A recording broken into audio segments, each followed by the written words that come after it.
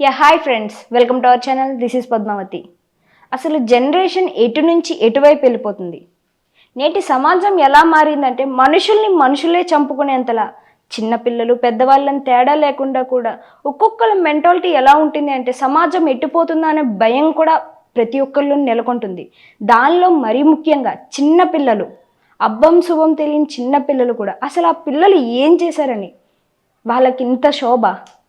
అసలు ఇలా చిన్నపిల్లల్ని పాడు చేసి చంపేంతవరకు వెళ్ళేలా ఎలా తయారవుతుంది జనరేషన్? అసలు చిన్నపిల్లల మనస్తత్వాలు ఇలా మారడానికి కారణం ఎవరు? ఇవన్నీ కూడా మనం లోతుగా తెలుసుకునే ప్రయత్నం అయితే చేద్దాం. మనతో అసలు చిన్నపిల్లల సైకాలజీ ఎలా ఉంటుంది, అసలు వీళ్ళు ఇలా మారడానికి కారణాలు ఏంటి అని పూర్తి వివరాలతో తెలియజేయడానికి మనతో పాటు సైకలాజికల్ డాక్టర్ మృదులా కపిల గారు మనతో పాటే ఉన్నారు. ఆవిడతో మాట్లాడి పూర్తి వివరాలు తెలుసుకునే ప్రయత్నం అయితే చేద్దాం. నమస్తే మ్యామ్. నమస్తే అండి.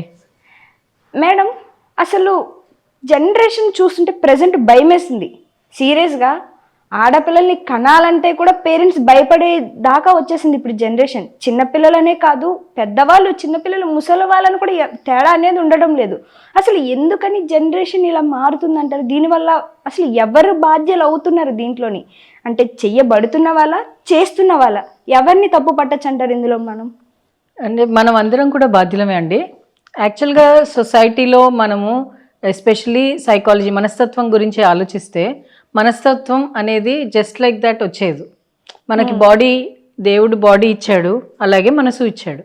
కానీ దాన్ని పరిపక్వత చెందడానికి, మనం ఎక్స్పీరియన్స్ పొందడానికి ఎడ్యుకేషన్ అనేది చాలా ఇంపార్టెంట్. అవేర్నెస్ బిల్డింగ్ అనేది చాలా ఇంపార్టెంట్. అవగాహన లేని పనులు ఏ ఏజ్లో వాళ్ళు చేసినా తప్పే, కష్టం అది.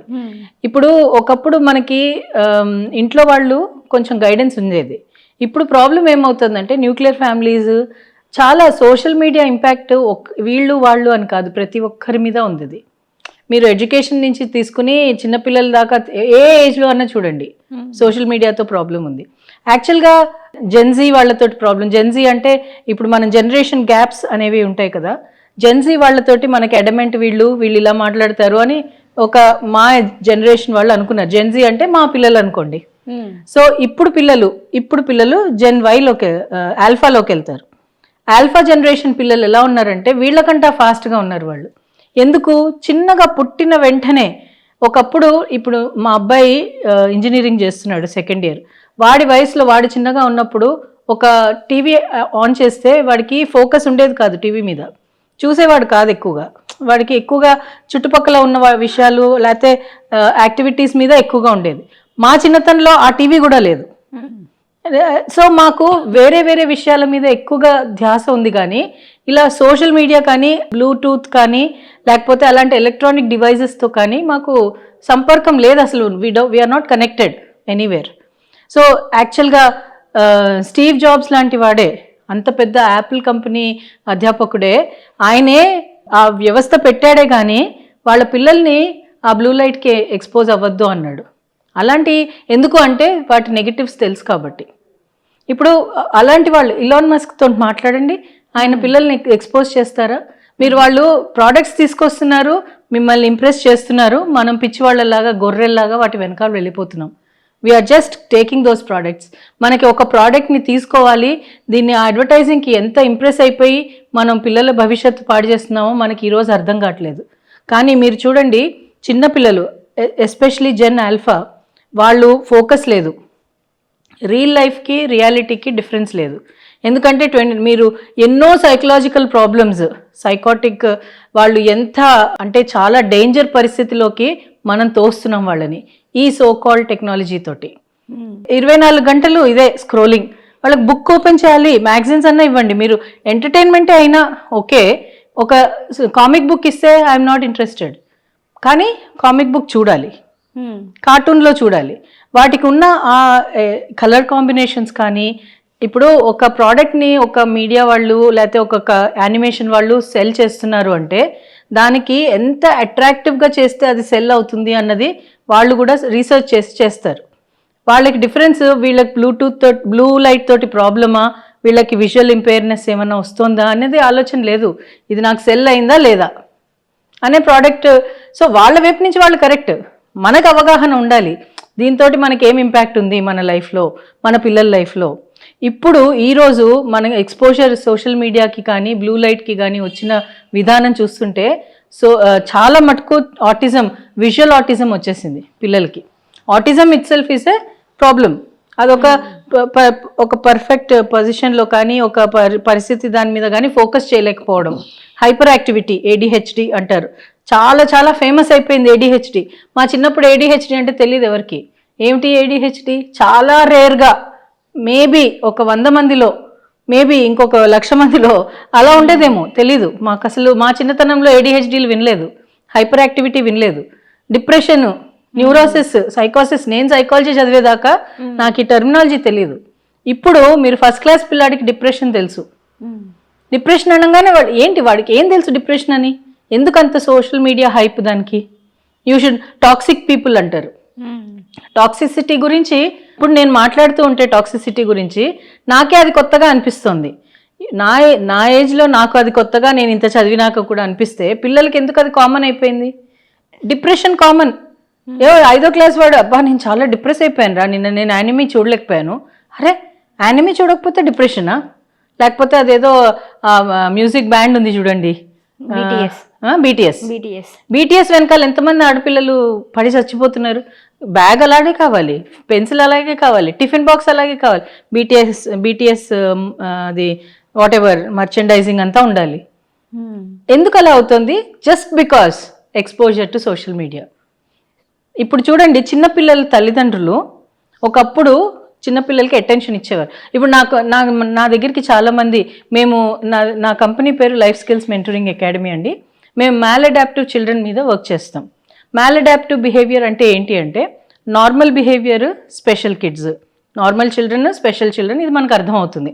స్పెషల్ చిల్డ్రన్ అంటే ఏదో జెనెటికో లేకపోతే ఏదో న్యూరలాజికల్ ప్రాబ్లములానో వాళ్ళకి సమ్ డిస్పారిటీస్ ఉన్నాయి, దానికి స్పెషల్ ఎడ్యుకేషన్ ఉంది.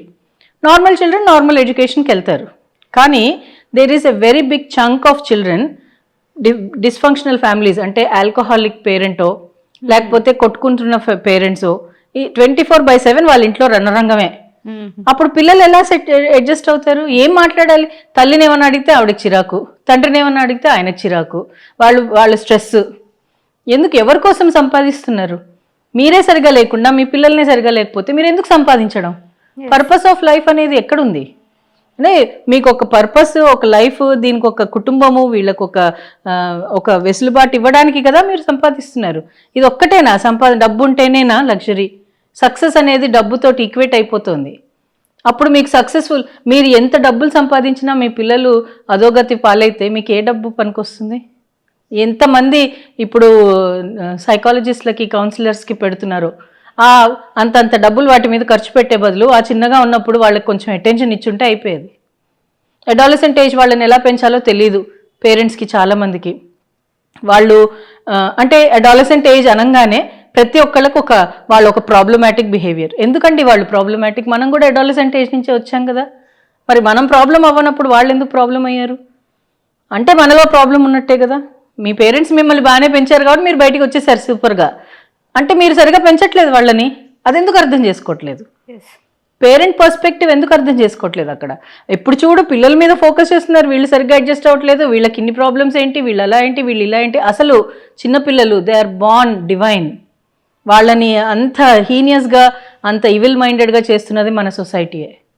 వాళ్ళ తప్పు కాదు అది. వాళ్ళని తప్పుగా ఆలోచించడానికి, అలా బిహేవ్ చేయడానికి మనమే బాధ్యులం. మనం రెస్పాన్సిబిలిటీ. వాళ్ళకేం తెలుసు? 7th class. ఇప్పుడు అయిన ఇన్సిడెంట్స్ గురించి మీరు ఇందాక చెప్తున్నారు, చిన్నపిల్లల మీద చిన్నపిల్లలు రేప్ చేయడం. వాళ్ళకి రేప్ అనే విషయం తెలుసా? నాకు చిన్నప్పుడు రేప్ అంటే ఏంటో తెలియదు. ఇప్పుడు ఎందుకు పిల్లలకి తెలుస్తుంది? మీకు తెలిసి ఉండొచ్చు మీ జనరేషన్కి, కానీ మీరు ఇప్పుడున్న పిల్లలకి మీ జనరేషన్కి తేడా ఉంది. మీ ఆలోచన విధానం వాళ్ళ ఆలోచన విధానంలో తేడా ఉంది.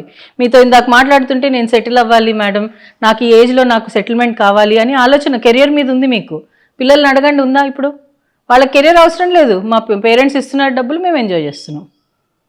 అసలు కెరియర్ అనే దానికి ఆలోచన గురించి ఎయిదర్ వాళ్ళు చాలా ప్రెషర్ ఫీల్ అవుతారు చదువు అంటే, లేకపోతే కేర్లెస్గా ఉంటారు. మధ్యలో వయా మీడియా అనేదే లేదు. అలాంటప్పుడు పిల్లలు ఎందుకు అవ్వరు అలాగా? ఒక్కొక్క జనరేషన్ వేరే జనరేషన్ని బ్లేమ్ చేయడం కాదు, రెస్పాన్సిబిలిటీ తీసుకోవాలి. ప్రతి జనరేషన్ వెనకాల వచ్చే జనరేషన్ మనకంట ఫాస్ట్గా ఉంటుంది ఎట్ ఎనీ కాస్ట్. అది న్యాచురల్, దాన్ని ఎవరు స్పెషల్గా చేయట్లేదు. అక్కడున్న సర్వీసెస్ కానీ, యాక్టివిటీస్ కానీ, ఎన్వైర్న్మెంట్ కానీ, సొసైటీ కానీ, టెక్నాలజీ కానీ వాళ్ళని ఇంకొంచెం ఫాస్ట్గా ఉండేట్టు చేస్తుంది. సో వాళ్ళ సైకి, వాళ్ళ మెంటాలిటీకి తగ్గట్టు పేరెంట్స్ సెట్ అయ్యి వాళ్ళని ప్రోత్సహించి ముందుకు తీసుకెళ్తే కరెక్ట్గా ఉంటుంది.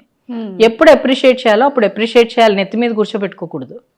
ఎప్పుడు తిట్టాలో అప్పుడు తిట్టాలి. పేరెంట్స్ కాకపోతే ఇంకెవరు తిడతారు? అలా అని చెప్పి తిట్టడమే మన హక్కు అన్నట్టుగా ఉండకూడదు. ప్రతిదానికి బ్యాలెన్స్ ఉండాలి. ఇప్పుడు మీ బాస్ మీ మీద తిట్టారు, మీరు వచ్చి మీ పిల్లల మీద తిడితే ఇది రీప్లేస్మెంట్. మీ ఫ్రస్ట్రేషన్ వాళ్ళ మీద రీప్లేస్ చేస్తున్నారు, వాళ్ళ ఫ్రస్ట్రేషన్ మీ మీద రీప్లేస్ చేస్తారు నెక్స్ట్. అందుకనే మీరు ఇన్ని సైకలాజికల్ ప్రాబ్లమ్స్ వస్తున్నాయి. ఇప్పుడు ఎన్ని సిచ్యువేషన్లో పిల్లలు కనుక ఒక పద్ధతిలో పెరగాలి అంటే పేరెంట్సే బాధ్యులు అట్ ఎనీ కాస్ట్.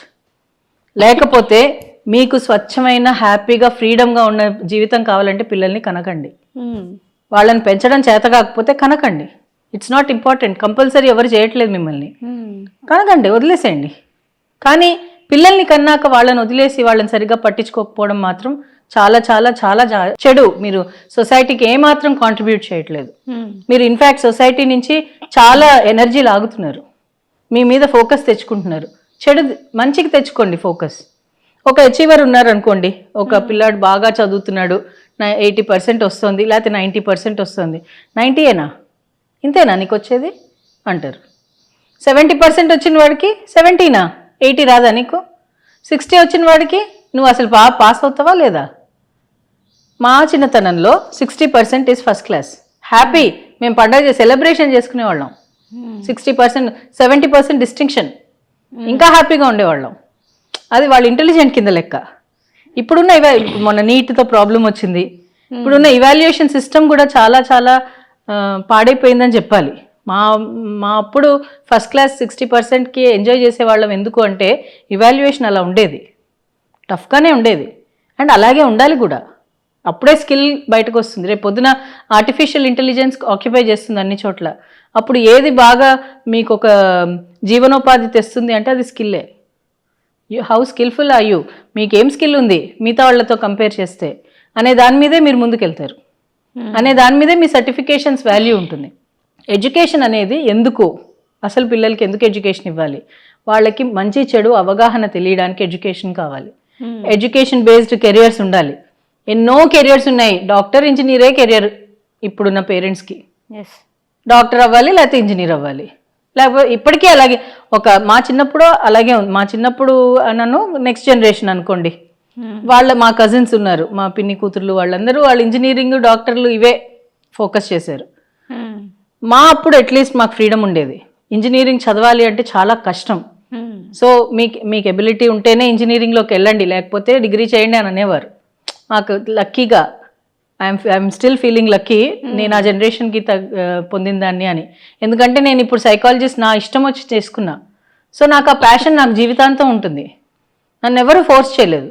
నేను చాలా చాలా ఘోరంగా చదివేదాన్ని చిన్నగా ఉన్నప్పుడు. ఇప్పుడు చాలామంది మీరు రీసెర్చ్ చూపిస్తున్నారు, అందరూ ఫస్ట్ క్లాస్ 90% ఉన్న వాళ్ళే సక్సెస్ఫుల్ అని కాదు. మన విండోస్ చూస్ చేసిన వాడు, ఆయన పేరేంటి, బిల్ గేట్స్ గారు dropout, school dropout, college dropout. Steve jobs కూడా కాలేజ్ డ్రాప్అవుట్. మరి కాలేజ్ డ్రాప్అవుట్స్ వాళ్ళ ప్రోడక్ట్స్ మనం వాడుతున్నాం, విచ్చలవిడిగా వాడుతున్నాం. మరి వాళ్ళు సక్సెస్ఫుల్లా కాదా అన్నదానికి ఏంటి అసలు మనం ఆ యార్డ్ స్టిక్ ఏం పెట్టుకుంటున్నాము? మంచి అన్నదానికి, చెడు అనేదానికి మనకి ప్రూఫ్ ఏంటి? యార్డ్ స్టిక్ ఏంటి? మనకి దాని కొలమానం ఏంటి? దేంతో కంపేర్ చేస్తున్నాము? సోషల్ మీడియాలో ఉన్న ఎక్స్పోజర్ పిల్లలకి ఎంతలాంటి ప్రభావితం చేస్తోంది అంటే వాళ్ళకి మంచి చెడు మధ్యలో తేడా తెలియదు. వాళ్ళకి తేడా చెప్పాల్సిందే తల్లిదండ్రులు బాధ్యత తీసుకోకుండా చిన్నపిల్లలకి నేను నా మొబైల్ చూసుకోవాలి కాబట్టి దానికి ఒక ఐప్యాడ్ ఇచ్చేస్తే ఐప్యాడ్ ఉంది అన్న గొప్ప, లేకపోతే దాన్ని పాడు చేస్తున్నావా? పిల్లల్ని ఎలా చూడాలి అన్నది నువ్వు ఆలోచించాలి కదా, తల్లిగా తండ్రిగా. సరే, తల్లే ఎందుకు తీసుకోవాలి, తండ్రి ఎందుకు తీసుకోవాలి? జెండర్ ప్రాబ్లమ్స్ చాలానే ఉన్నాయి. కానీ పేరెంట్స్ ఇద్దరు ఈక్వల్ రెస్పాన్సిబుల్. వాళ్ళు ఈక్వల్గా రెస్పాన్సిబుల్ అయ్యే కదా పిల్లల్ని పుట్టించారు. మరి వాళ్ళిద్దరూ ఈక్వల్గానే రెస్పాన్సిబుల్ అవ్వాలి కదా వాళ్ళకి. సో ఇవన్నీ ఇష్యూస్ పిల్లలకి తల్లిదండ్రులే చెప్పాలి. అండ్ తల్లిదండ్రులకు అవగాహన రావడానికి మీకు ఒకప్పుడు జాయింట్ ఫ్యామిలీ సిస్టమ్ ఉండేది కాబట్టి ఉండేది. Yes. సరే, మీకు ఇప్పుడు జాయింట్ ఫ్యామిలీ సిస్టమ్ లేదు, సపోర్ట్ సిస్టమ్ లేదు, కానీ సొసైటీలో బోల్డ్ అన్ని ప్రోడక్ట్స్ ఉన్నాయి మిమ్మల్ని సపోర్ట్ చేయడానికి.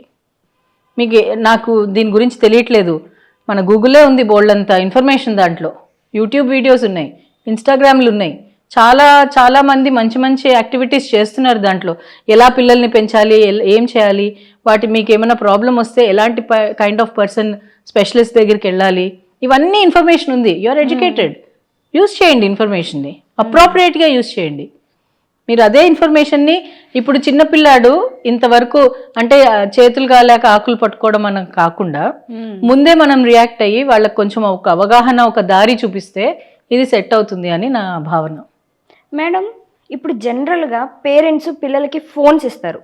పిల్లలు కార్టూనే చూస్తున్నారా లేకుంటే ఇంకేం చూస్తున్నారా అని పేరెంట్స్ వెనకాతలు ఉండి చూడరు. అండ్ వాళ్ళు పార్నోగ్రఫీ కూడా చాలామంది పిల్లలు చూస్తున్నారు. ఇది సర్వే కూడా చేసి చాలామంది చెప్తున్నారు కూడా, చిన్నతనంలోనే పార్నోగ్రఫీకి ఎడిక్ట్ అవుతున్నారు పిల్లలు అనేసి. సో ఇక్కడ చూస్తున్న పిల్లలది తప్పు అంటారా? అసలు పిల్లల చేతికి ఫోన్ ఇస్తున్న పేరెంట్స్ తప్ప మేడం? ఇక్కడ నాకు జనరల్గా వస్తున్న క్వశ్చన్ ఇది. పిల్లలకి ఎలా అర్థం అవుతుందండి అది కరెక్టా కాదా అని? పేరెంట్స్దే తప్పు, అక్షరాల వాళ్ళదే తప్పు. అప్పుడు కౌన్సిలింగ్ ఇవ్వాల్సింది పేరెంట్స్ కదా మేడం? Of course. చూడండి, చిన్నపిల్లలు పుట్టినప్పుడు వాళ్ళు ఒక వైట్ పేపర్ లాంటి వాళ్ళు, దాని మీద రాస్తున్న ఎక్స్పీరియన్సెస్ అన్ని చుట్టుపక్కల environment, family, value system, ethics, ఇవన్నీ చుట్టుపక్కల ఉన్న ఎన్వైర్న్మెంట్ నుంచే వస్తుంది. First teacher mother, father. వాళ్ళు కాకుండా ఇంకెవరు చేయగలరు? నీకు ఈయన మీ ఫాదర్ అని చెప్పేది మదర్, ఈ మదర్ని రెస్పెక్ట్ చెయ్యి అని చెప్పేది ఫాదర్. ఇవి రెండు వాల్యూస్ అక్కడి నుంచి స్టార్ట్ అవ్వకుండా ఇంకెక్కడి నుంచి స్టార్ట్ అవుతాయి? అలాంటప్పుడు నువ్వు మదర్ని రెస్పెక్ట్ చేయాలి అని చెప్పి ఫాదర్ చెప్పిన రోజు ఉమెన్ మీద రెస్పెక్ట్ చేయాలి అనే ఆలోచన వస్తుంది. అవునా కదా? ఇప్పుడు చాలామంది పేరెంట్స్, ఫాదర్స్, మదర్స్ పోర్నోగ్రఫీ చూస్తున్నారు.